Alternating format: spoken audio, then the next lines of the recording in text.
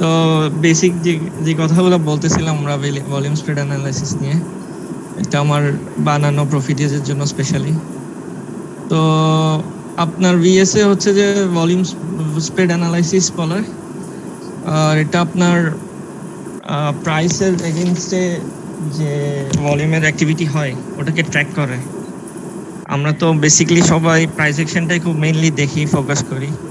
Candle স্টিকের এক একজন তো 100-200টা প্যাটার্ন বানাইছে, ওগুলাই অ্যাপ্লাই করে বোঝার চেষ্টা করি।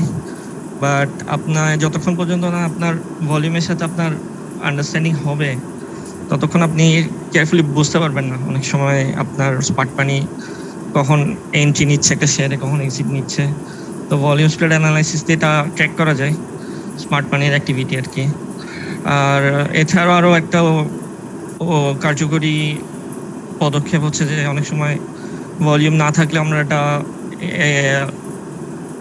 ইগনোর করি শেয়ারটাকে, বাট বিএসএতে অনেক সময় লো ভলিউম অ্যাক্টিভিটিটাও আপনার ক্যাপচার করতে হয় আর কি।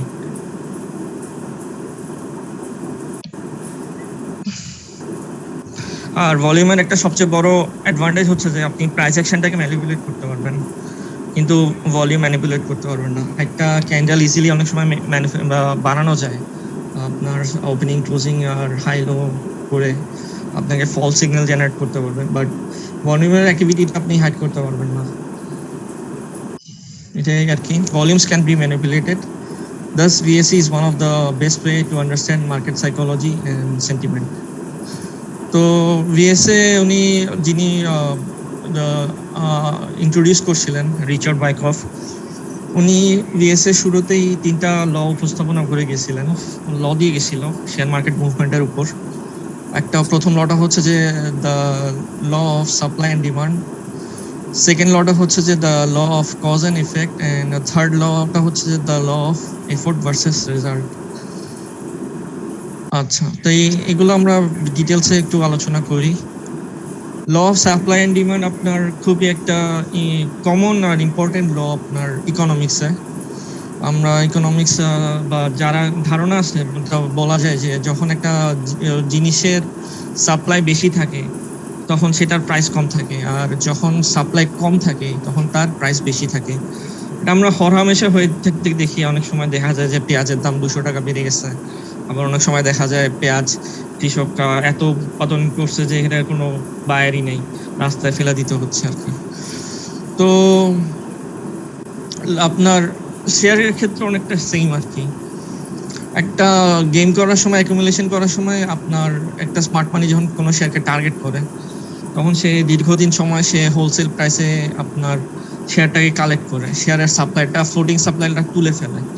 যখন সাপ্লাই তুলে ফেলে তখন অটোমেটিকলি আস্তে আস্তে শেয়ারের দামটা বাড়তে থাকে। আবার যখন দেখা যায় যে ডিস্ট্রিবিউশনের সময় সে আপনার সাপ্লাই বাড়াই দিচ্ছে, তখন দেখা যায় যে শেয়ারের দাম হু হু করে পড়ে যায়। তো এটা একটা ইম্পর্টেন্ট ল দিছিল ওয়াইকফ সাহেব। আর সেকেন্ড লটা হচ্ছে যে আপনার the law of cause and effect. আপনার কোনো এফেক্ট হওয়ার আগে তার একটা বিগ কস্ট থাকে, একটা কারণ থাকতে হবে অবশ্যই, নাহলে এখানে প্রাইসটা বাড়ছে কেন।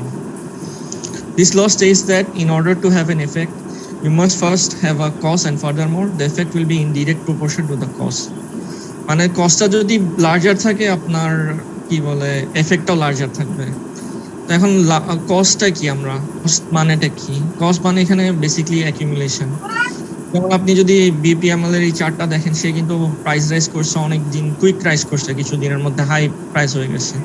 কিন্তু তার পিছনের হিস্ট্রিটা যদি দেখেন, সে একটা লং টার্ম ধরে একটা অ্যাকুমুলেশন জোনের মধ্যে ছিল, যেখানে আপনার স্মার্ট মানি এখানে আস্তে আস্তে আস্তে আস্তে কালেক্ট করে সাপ্লাইটাকে কমাই ফেলছে, এবং সে আস্তে আস্তে করে এরপরে পরের স্টেপে গেছে। আপনার আমাদের মার্কেটের লেজেন্ড আপনার বিকন ফার্মা, এটা আপনার উইকলি চার্টে দেখেন আপনার 2013 থেকে 2019 সে একদম তলানিতে পড়েছিল।